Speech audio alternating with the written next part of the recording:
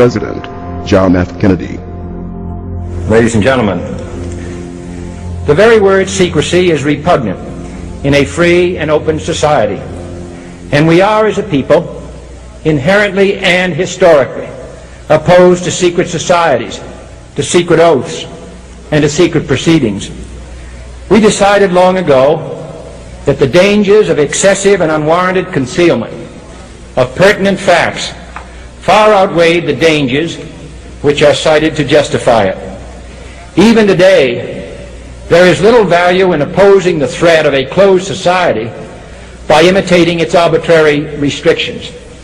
Even today, there is little value in ensuring the survival of our nation if our traditions do not survive with it. And there is very grave danger that an announced need for increased security will be seized upon by those anxious to expand its meaning to the very limits of official censorship and concealment. That I do not intend to permit to the extent that it's in my control. And no official of my administration, whether his rank is high or low, civilian or military, should interpret my words here tonight as an excuse to censor the news, to stifle dissent, to cover up our mistakes, or to withhold from the press and the public the facts they deserve to know.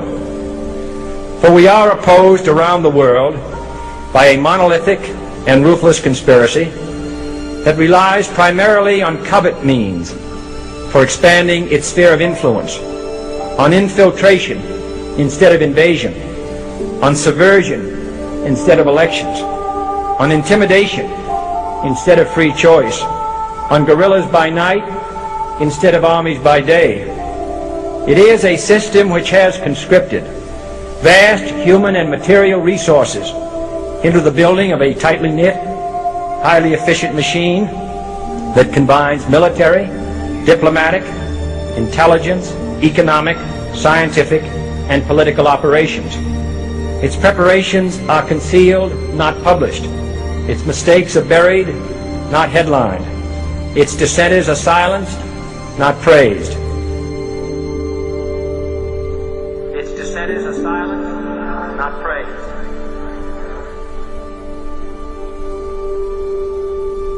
Its dissenters are silenced, not praised. Its dissenters are silenced, not praised. Its dissenters are silenced, not praised. Its dissenters are silenced, not praised. No expenditure is questioned, no rumor is printed, no secret is revealed. No president should fear public scrutiny of his program, for from that scrutiny comes understanding, and from that understanding comes support or opposition, and both are necessary. I am not asking your newspapers to support an administration, but I am asking your help in the tremendous task of informing and alerting the American people. For I have complete confidence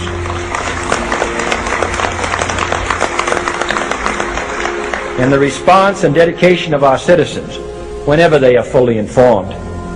I not only could not stifle controversy among your readers, I welcome it. This administration intends to be candid about its errors.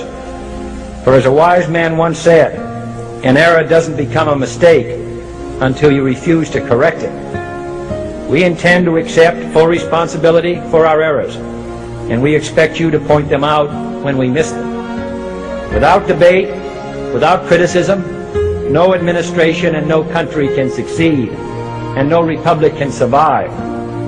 That is why the Athenian lawmaker Solon decreed it a crime for any citizen to shrink from controversy. And that is why our press was protected by the First Amendment, the only business in America specifically protected by the Constitution, not primarily to amuse and entertain, not to emphasize the trivial and the sentimental, not to simply give the public what it wants, but to inform, to arouse, to reflect, to state our dangers and our opportunities, to indicate our crises and our choices, to lead, mold, educate, and sometimes even anger public opinion.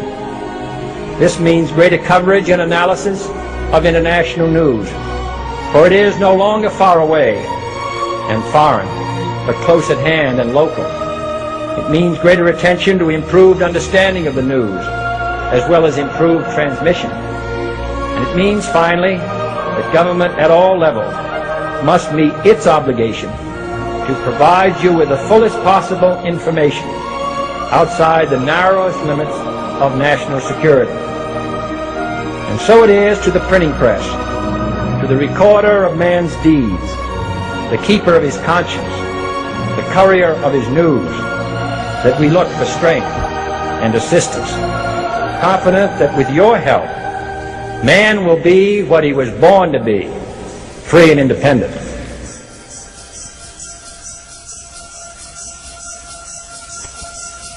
You were both in Skull and Bones, the secret society.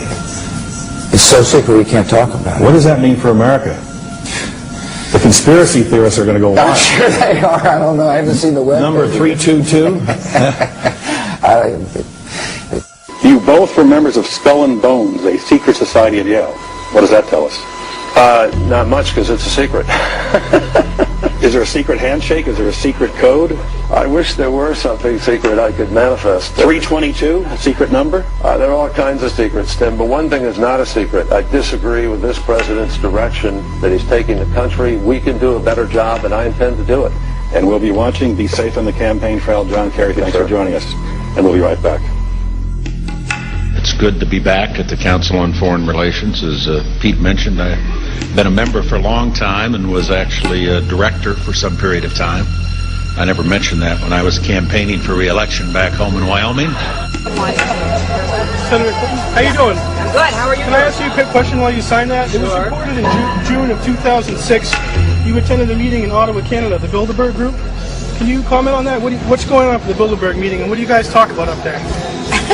I have no idea what you're talking about. Yeah, you do. I was reported you were up there, and people saw you up there. I just want to know what you guys talk about and meet about up there. Sir, I don't know. Why are they such top secret meetings? I have no idea what you're talking Your about. husband went to a Bilderberg meeting too.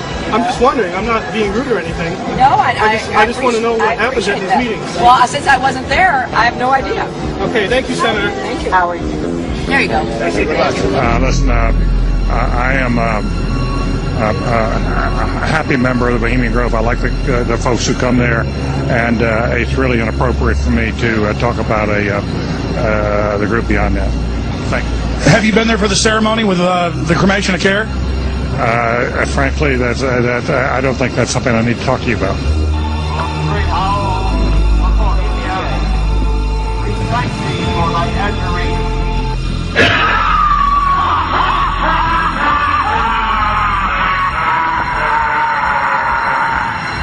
Have you been there for the ceremony with the cremation of care? Frankly, I don't think that's something I need to talk to you about. Really? That's right. Well, I'm Alex Jones, and I snuck in there in 2000. I'm the guy that blew it wide open and got the video. It's been on national TV. Well, I disrespect you for that. You do? I do. But it's a lot of big public officials going in there. Don't we deserve to know? I don't know anything about you, and I don't know anything about your film. But if you go in there with an understanding, you violated that understanding by releasing that film, and I don't respect you for that. Really? But we have public officials. I'm sorry. You took an understanding when you went in there that you would not do that film. And did you have an understanding when you went in there? No. Did you crash it? Yes. Yeah, and it has no trespassing signs there too, doesn't it? No, they put yes, one after. Oh, I'm sorry. I'm sorry, sir. I've been there before. I know what the circumstances are, and I'm sorry you violated the understandings. That was not a gentlemanly thing to do. But what about the ritual? Is the ritual genuinely?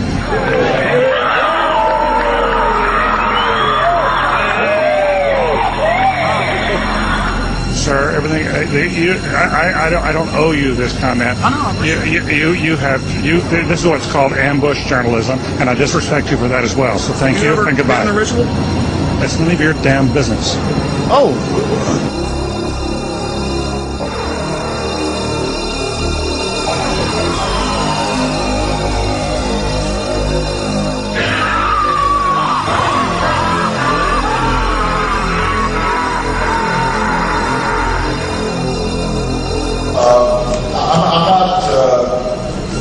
The Council on Foreign Relations, I don't know if I'm an official member. I've spoken there before.